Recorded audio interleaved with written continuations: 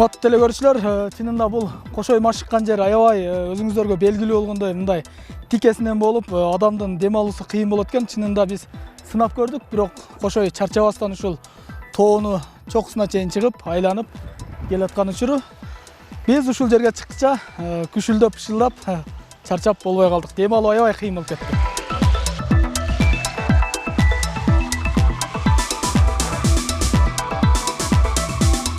Кошой мырза, чарчадыңбы? Кичине чарчадык. Кыйладан бери айылда жүргөнгө кичине иш кылып аттым, стройка. Ошого кичине чыгып Машыгуу болбой атты эле.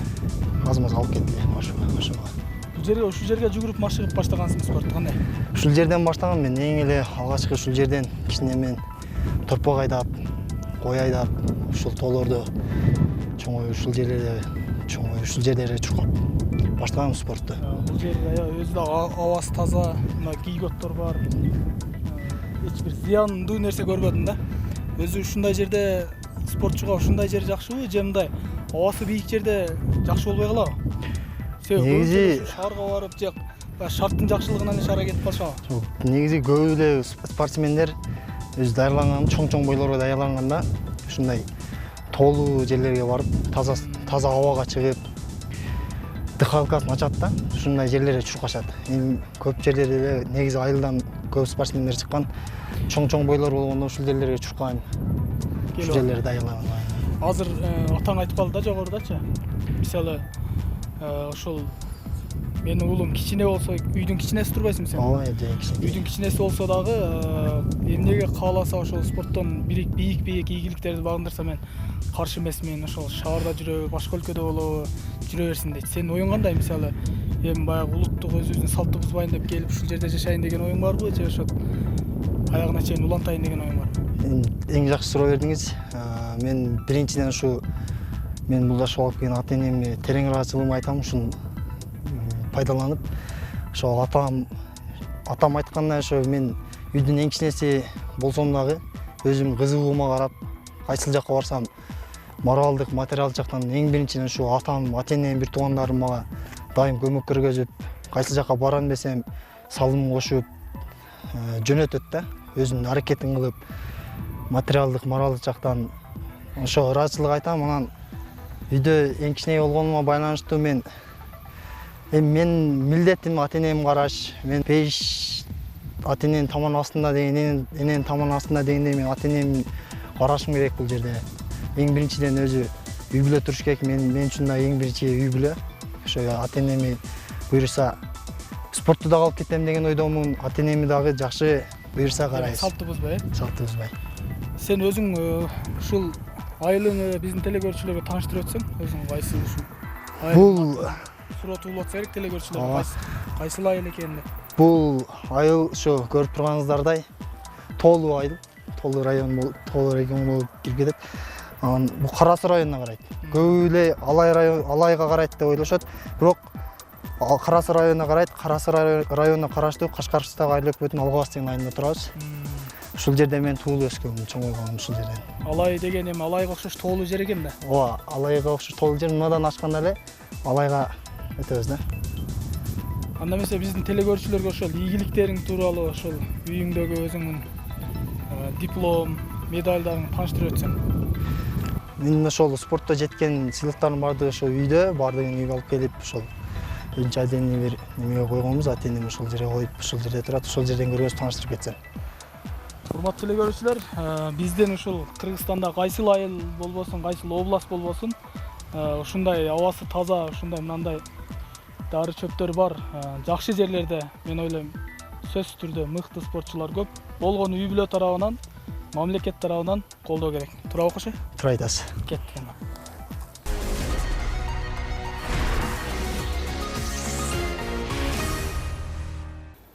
Урматтуу телекөрүүчүлөр, бүгүнкү биздин каарманыбызды Бапесте өстүрүп, азыркы ошол спорт жаатындагы ийгиликтерине түрткү болуп, колдоосун көргөзүп келе жаткан ошо каарманыбыздын атасы Чапкын агабыз менен мая курсак, айтсаңыз.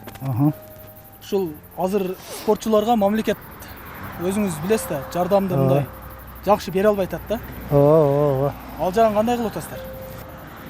Айыл өкмөтүбүз Кашкарстан айлык өкмөтүнүн башчысы Камил Акынбеков эки жолу чакырып, мен улама жакшы сөздөрү менен жакшы каалоолорду айтып, дем күч берип, ушундай жетишкендерди жетишип атат. Ошол мен айлык өкмөткө да аябай сүйүндүм. Себеби ушун түшүнгөндүктөн ушундай каалоолорду айтты, жакшылыктарды айтты, анан материальный жактан да бир аз жардам берди. Ушунчалык болгон соң баламдын ушу спортко кызыгуусуна өзүм жакшы ишенем дагы. Ушундай келечекки бар экенин сезгендигим менен көп спорттордон калтырбастан бир жака барам десе өзүм алым жеткенче жардам берип келатам. Колдоо көрсөтөм. Өзүңүз жашыңызда спортчу болдуңузбу? Мен өзүм да жашымда спортко аябай кызыкчумун, улак чапчумун, кыргыз күрөштөргө чыгышчумун.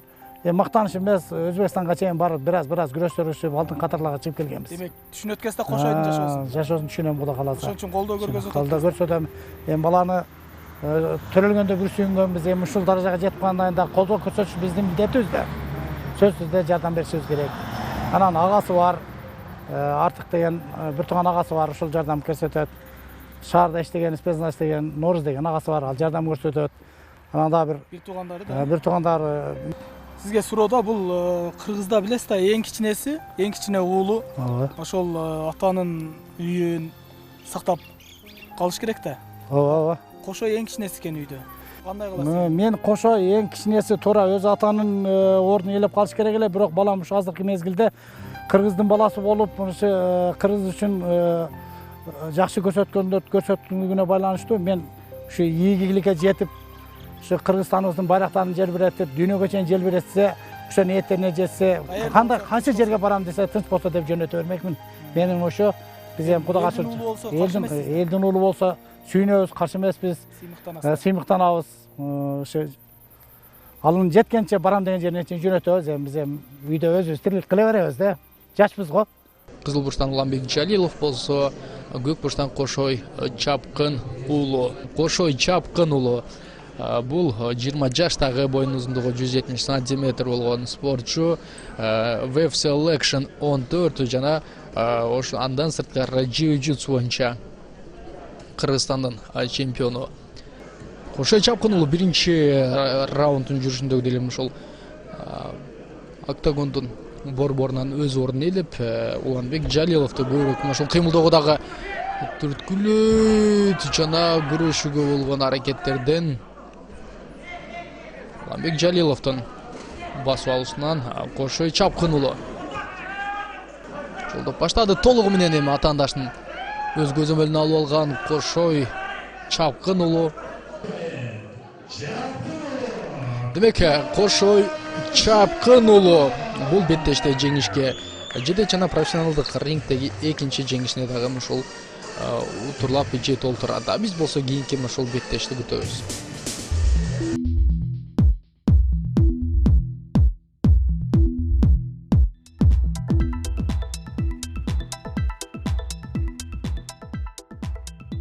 Биринчиден мен жаратканга шүгүр кылам, ушунча ийгиликке жетишкениме. Мен эң эле сыймыктанган ийгиликтерим ушул бул жерден көрсөтө кетсем, мен ушул биринчи профессионалдык беттешимде Wave Selection 31-де урушкам Жалалатта. Биринчи боюм болгон профессионалдык беттеште. Ушул беттеште ийгиликтүү болуп, Кудайым күч-кубат берип, ошол беттешимин биринчи месттен алгам. Андан кийинкисин айта кетсем, Бишкек шаарында болуп өткөн 18-20 жаш ортосунда ММА боюнча чемпионат өткөн. Кыргызстан чемпионаты. Ошол чемпионатта биринчи месттен багым алгам. Биринчи түшкөндө кандай болот экен? Сезимдер, мындай кооптуу, коркуу сезимдер болдубу? Биринчи түшкөндө, конечно, ар бир эле менин деген спортсмендерде дагы коркуу сезим болот. Толкундан болот, сетканы сүрүү башка. Эми сеткан спортсмендер билет да, сетканын ичине киргенде өзүнчө бир башкача дүйнөгө киргендей болосуң да. Анын сетканын ичинде жашооң башкача болуп кетет. Ыза тарткан жерим айтып берсем, ушул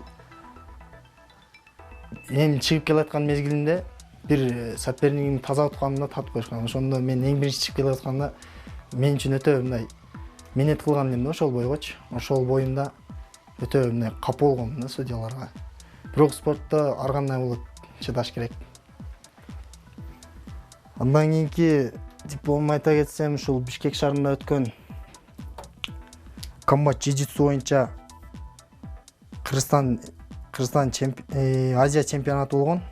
Ошо Азия чемпионатында ал жерге дагы мээнет кылып барып, ушул дипломду алган өкүмүнө толганбыз. Ошо Азияда буюрса биринчи местени алып, Украинага мирге отбор алдым. Ал жерде ушул диплом, анан мындай медалдар менен, ушул медал, анан бул ремен менен сыйланган. Үчөөнү берген экен да? Ооба, үчөө. Чапкын уулу Кошой мына спорт боюнча жакшы жетишкендиктерди, алдыңкы даражадагы жетишкендиктерди алып жүрөт. Бул жигиттин жаштайынан эле билем, мектептеги спорт катышууларда көп жакшы салымдарды кошуп келген. Кийинки акыркы учурларда мектепте биринчиликтерди алып, мына Кудай кааласа быйылкы жылдары Орто Азия чемпионуна чейин жетип, биз сүйүнүп ушу айлуу сыймыктана турган жигиттердин бири болуп келатат. Чапкын уулу Кошойдун ушу жерде туулуп өсүп, мен жакын кошунасы болом. Ушу жигиттин ушу жаштайынан ата-энесине, тууган урууна күйдүм пыштым, татынакай, жүрүм туруму аябай жакшы жигиттерден болуп өстү. Окууларда, ушу жерде окуганда окуулары дайыма окуучулардын алдында болду атты. Спортторго катышып атты. Оярдагы биринчиликтерди алып, ата-энесинин тууган уруктарды жана коңушуларды сүйүнткөн күндөр болду. Бу жигит бактылуу жигит. Ушул келечекте атасынын атын, апасынын атын, тууган уруктун, коңушу колоң, эл журттун атын чыгарган жаштардан болсун деп тилеймин, тилегим ушул.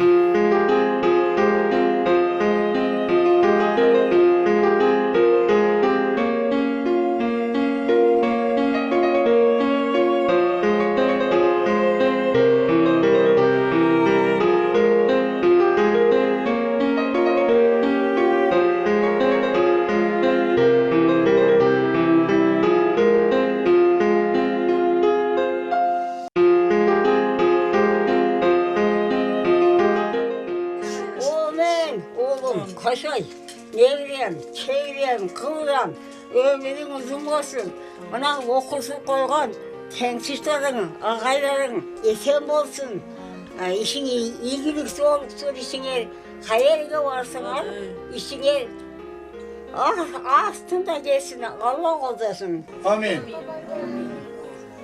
Эми жүрөгүм ооруйт, энелик жүрөк ооруйт, эми бир жери кичине коксап калат деген жүрөк оору болот. Эми ушу балам ушу спорт жагын тандап, ушу катышып атат, жакшы ийгиликтерге жетишип атат. Ошо жагынан сыймыктанып атабыз. Атасы дагы илгертен ошо күрөштөргө түшүп жүргөн. Ошо атасын тартып, ошо атасынын жолун жолдоп, ошо спорт жагын тандап, ошо спорт менен машык келатат. Элдин улуу болуп, ошо Кыргызстандын атын чыгарган, ошо Кыргызстандын желегин желбиреткен спортсмендерден болсо сыймыктанам. Ошо ийгиликтерине жете берсин, Алла таалам ошо тилек максаттарына жеткизсин дагы.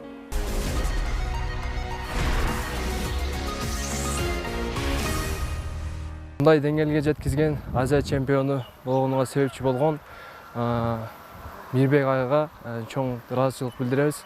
Жана ушундай баланы тарбиялап өстүргөн Айшата Айшенеге терең ыраазычылык билдиребиз. Мен досума мындан ары беттештерине жалаң ийгиликтерди каалайм. Досум мындан ары дүйнөнү багынтырат, Кыргызстандын желегин желбиретишине толук ишенип кепилдик бере алам.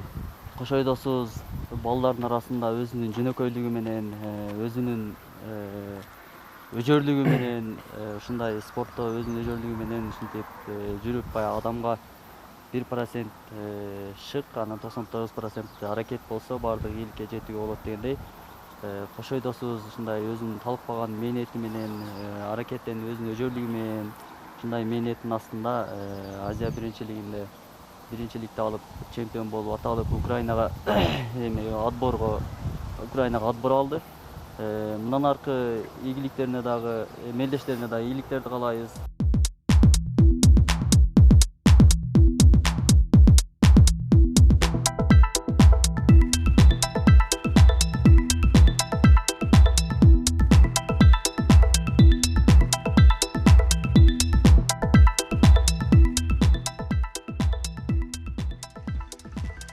Кошойду кошой кылган мен эмес, биринчи ата-энеси тарбия берип, алхамдулилля мусулман болуунун намазкөй, динден түшүнүгү бар, кичпейил. Мындайча айтканда кошой чыныгы атанын баласы да.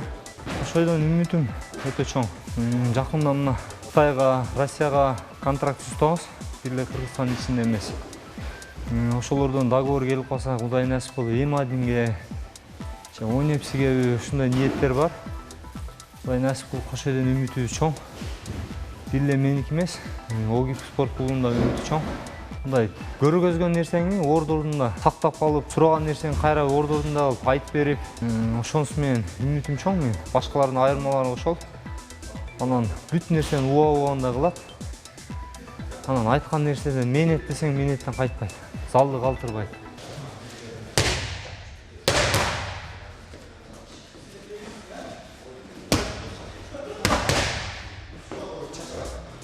Бул спортко кичинемден бери кызыгам өзчө. Кызыкканым себеп болуш керек. Кызыккан үчүн Алла насип кылса, ушу Кыргызстандын желегин ушу четтеги чоң-чоң ареналарга, чоң-чоң организацияларга көтөрөм деген ниетте. Өзү бир ишти максат кылбасаң, ал нерсе аягына чыкпайт да. Ошол нерсени өзүмө максат кылгам. Буюрса аракет кылабыз. Ушул максатта тренировка кылып атам мен. Спорт менен занимать этсең, өзүң ден соолугуң чың болот. Жаман нерселерден алыс болосуң, көчөдө урушпайсың. Жалаң гана жакшы нерселерге, кайсы жерге барбасаң сыйлашат дегендей. Спортто жаман нерсе жок. Мен бул спорттун артынан көптөгөн нерселерди таптым десем болот.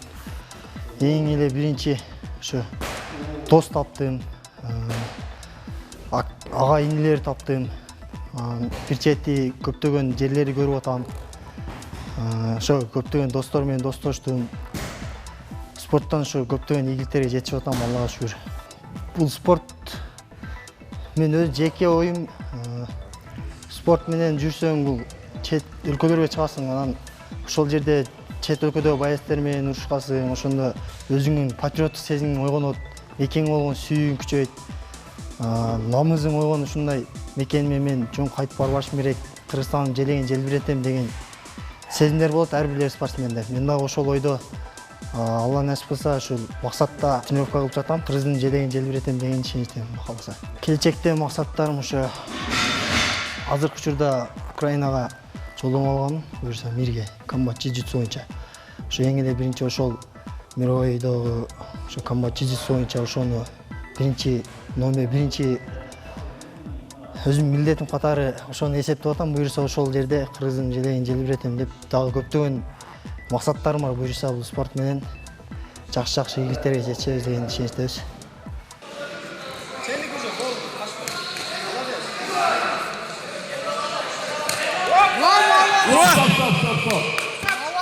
Красавчик!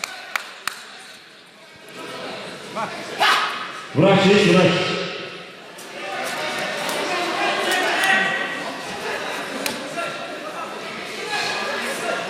И врач.